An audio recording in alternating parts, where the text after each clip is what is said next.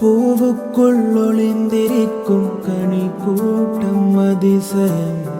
வண்ணத்து பூச்சியுடம்பில் ஓவியங்கள் அதிசயம்.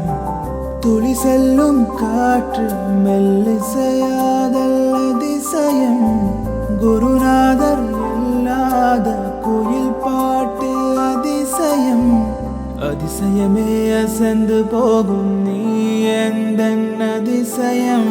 கல் தோன்றி மண் தோன்றி கடல் தோன்றும் முன்னாலே உண்டான காதல் அதிசயம். ஓ 16 வயதான பருவத்தில் எல்லோர்க்கும் படுகின்ற